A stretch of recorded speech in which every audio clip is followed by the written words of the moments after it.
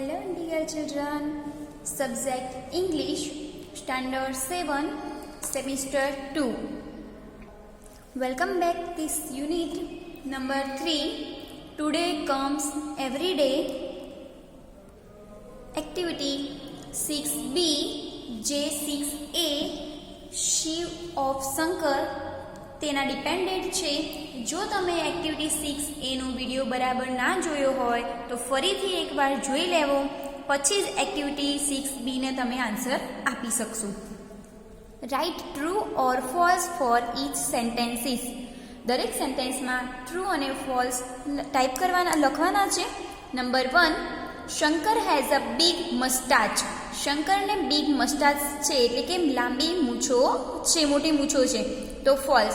શંકર એક રોબોટ છે જેને મસ્ટાચ નથી.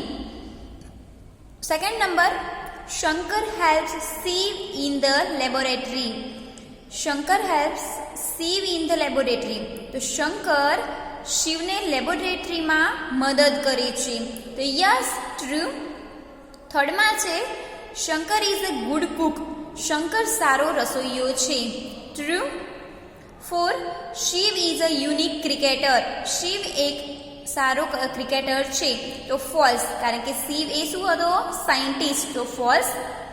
5 number, Shiv checks emails after lunch. Shiv lunch પછી ચેક્સ ઈમેલ્સ આફ્ટર લંચ, તો ફોલ્સ, કારણ કે શિવ જે છે એ લંચ પછી ઈમેલ્સ ચેક નથી કરતો, ડિનર પછી ઈમેલ ચેક કરે છે, બરાબર? રાત્રિના ટાઈમમાં, એટલે ડિનર કહેવાય, બપોરનું હોય ભોજન, તો લંચ કહેવાય, તો બપોરે નથી કરતો, રાત્રે કરે છે, તો false. 6 number, Shankar can provide any information. Shankar ગમે તે પ્રકારની ઇન્ફોર્મેશન પૂરી પાડે છે, તો ટ્રુ. 7 નંબરમાં છે, Shankar goes to bed around 11 o'clock. Shankar 11 o'clock બેડમાં લગભગ સૂવે છે, લગભગ 11 વાગે સૂવે છે, તો ફોલ્સ, કારણ કે શંકર સૂતો નથી, તે એક રોબોટ છે, શિવ સૂવે છે, એટલે શંકરમાં આવશે ફોલ્સ. એક્ટિવિટી 6C, આ વિધાનો જેવા અર્થવાળા વાક્યો શંકર ઓફ શિવ વાર્તામાંથી શોધીને લખો. Shankar always follows the traffic rules. તો આવું સેન્ટેન્સ હોય તેના જેવું વાક્ય સ્ટોરીમાંથી શોધીને તમારે લખવાનું રહેશે. જેમ કે આ સ્ટોરીનું સેન્ટેન્સ છે નીચે લખેલું, he never breaks the traffic rules. તો આ બુકનું સ્ટોરીનું છે, એક્ટિવિટી 6 એના આધારિત. સેકન્ડ નંબરના હવે બાકીના તમારે જાતે શોધવાના રહેશે. Shankar can cook good food. તો Shankar is a good cook. Number 3, Shiv does not get up late in the morning. તો Shiv gets up early in the morning, meaning એ જ થાય છે. Number 4, it will be kind with the children.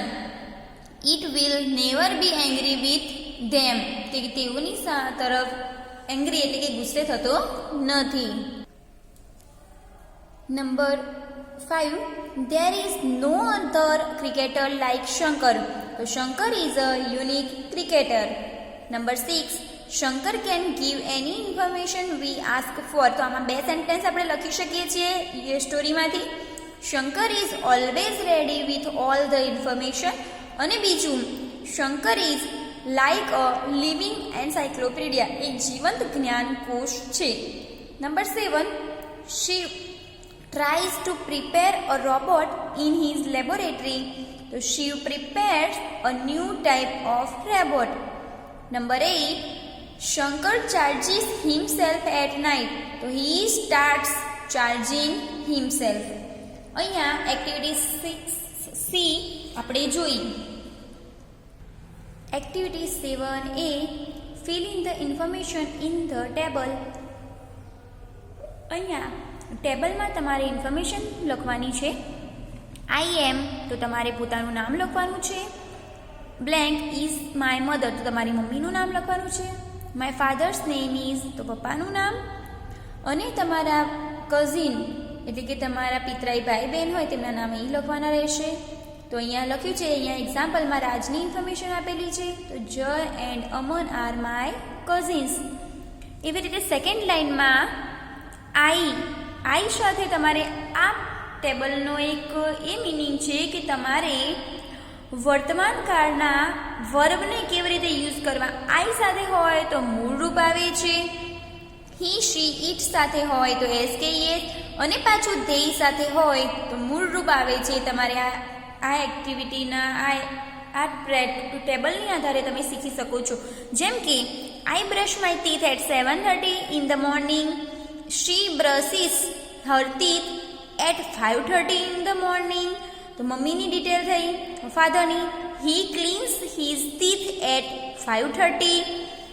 And તમારા cousin તો they brush their teeth at 6. બરાબર. હવે પોતાની ડિટેલ તો I read a story book from 8:30 to 9:30. હવે મમ્મીની વાત થઈ તો she reads newspapers every day. તમારી મમ્મી કંઈ બીજું રીડ કરતી હોય તો અહીંયા બુક લખી શકો છો, કે ભગવદ્ ગીતા, કોઈ બીજું પુસ્તક હોય તો એ પણ તમે લખી શકો છો.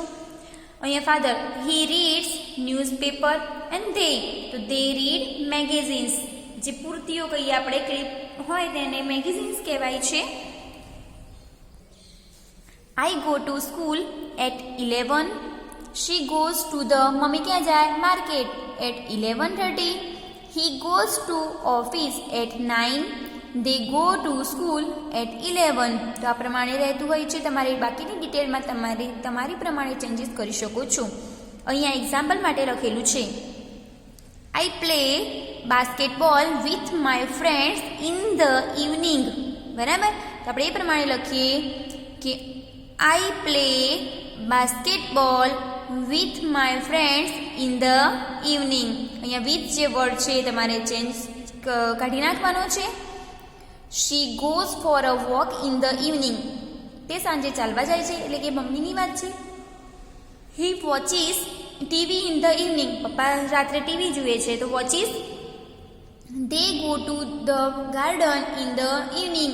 તેઓ સાંજે ગાર્ડનમાં જાય છે. I watch cartoon on television. She watches serials on TV. He watches news on TV. They watch films on TV. Last છે I sleep at 10. She sleeps at 11:30. He goes to bed at 11:30. They go to bed at 10:30. તો અહીંયા મેં પહેલાં પણ કહ્યું હતું કે આઈ સાથે તમારું વર્બ આવશે મૂળરૂપ. હી કે શી એટલે કે મમ્મી કે પપ્પાના નામમાં તમે જોયું હશે કે એસ કે યસ રૂલ્સ પ્રમાણે લાગતું હોય છે. અને ધેય સાથે કોઈ જ વર્બને એસ કે યસ લગાડવામાં આવતું નથી, મૂળરૂપ લગાડવામાં આવે છે. Activity 7B. Read carefully, find out the correct sentence, mark it with right. તો અહીંયા તમારે જે ત્રણમાંથી જે સાચું હોય તેના પર રાઇટ કરવાનું. જેમ કે અહીંયા પહેલું રાઇટ છે, she gets up early in the morning. તો એ રાઇટ આવશે. સેકન્ડમાં Shankar does not take breakfast. Shankar breakfast કરતો નથી કારણ કે તે એક રોબોટ છે. Shiv and Shankar do not play hockey. તે હોકી પ્લે નથી કરતા, રમતા નથી. The robot does not eat food. તે ફૂડ ખાતો નથી. They go to laboratory by their car. તેઓની કારમાં તે જાય છે. Activity 8. Read the sentences and fill in the blanks. Sentence વાંચો અને બ્લેન્ક ફિલ કરો. નંબર 1 એક્ઝામ્પલ છે. 1 અને 2 માં એક્ઝામ્પલ છે, બાકી તમારે કરવાનું રહેશે. Shiv drinks tea in the morning. મેં તમને એક્ટિવિટી 7 માં કહ્યું હતું કે હી શી ઇટમાં એસ કે યસ લગાડવામાં આવે છે વર્તમાન કાળ માટે. તો Shiv drinks tea in the morning. તો અહીંયા આપણે જો ડઝ મૂકીએ તો શું થઈ જાય? એનું મૂળરૂપ થઈ જાય છે, કારણ કે ડઝમાં એસ કે યસ લાગી જાય છે એટલે એનું મૂળરૂપ થઈ જતું હોય છે ડ્રિંક. તો અહીંયા જુઓ, હી ડઝ નોટ ડ્રિંક, કારણ કે અહીંયા ડઝ છે એટલે અહીંયા એસ કે યસ નીકળી જતું હોય છે. Coffee in the morning. Second નંબરમાં જોઈ લો, Shiv and Shankar play chess. તો અહીંયા પ્લે છે, બરાબર. બે નામ છે એટલે કે ધેય થયું. તો ધેયમાં હંમેશા મૂળ રૂપ છે. તો દે ડુ નોટ, અને અહીંયા પણ ડુ રહે છે, do not play table tennis. Third number, Shankar prepares lunch for Shiv. તો પ્રિપેર્સ છે તો ડઝ મૂકવો. તો શિવ એનું નેગેટિવ સેન્ટેન્સ બનાવે છે. Shiv does not prepare lunch for Shankar. Number 4, Chandni નામ્સ ટીચીસ અસ ઇંગ્લિશ. અહીંયા મેમ્સ આવે છે, અહીંયા તમારી ટેક્સ્ટબુકમાં મિસ્ટેક છે. ચાંદની મેમ ટીચીસ, અહીંયા એમ કરવાનું રહેશે. Ma'am teaches us English. તો અહીંયા ટીચીસ છે એટલે ડઝથી બનાવ. તો શી ડઝ નોટ, પછી અહીંયા ટીચ કરી દેવાનું, ડઝ કર્યું એટલે, અને અહીંયા સબ્જેક્ટ ચેન્જ કરી દઈએ, અસ સાયન્સ. તો તે સાયન્સ ભણાવતા નથી. Number 5, students read magazines in the library. તો અહીંયા સ્ટુડન્ટ્સ છે એટલે ધેય થયું. તો they do not read text books there. તેઓ ટેક્સ્ટ બુક રીડ કરતા નથી. Number 6, Shreya sings bhajans in the morning. તો અહીંયા she does not sing in the evening. તો અહીંયા આવશે ડઝ નોટ સિંગ, બરાબર.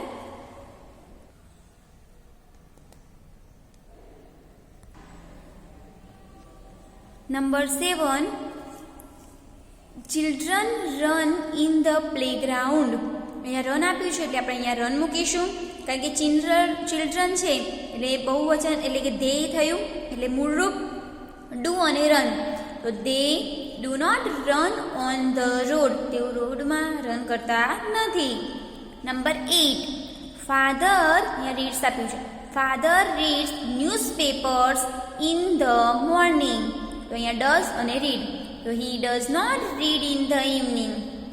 Number 9, the children eat fruits in the afternoon. તો ઇટ, તો ડુ નોટ આપણે આ બંનેમાં જાતે મૂકવાનું હતું. They do not eat them in the morning. Fruits એટલે ધેમ થયું. Number 10, mother goes for a walk in the morning. અહીંયા ગોઝ લખ્યું છે અને ડઝ ગો. તો she does not go in the evening. આ તમારી ટેક્સ્ટબુકમાં જે બ્લેન્ક્સ છે એ ફિલ કરવાની રહેશે, સમજવાનું રહેશે. નેક્સ્ટ વિડીયોમાં નેક્સ્ટ એક્ટિવિટી સ્ટડી કરીશું.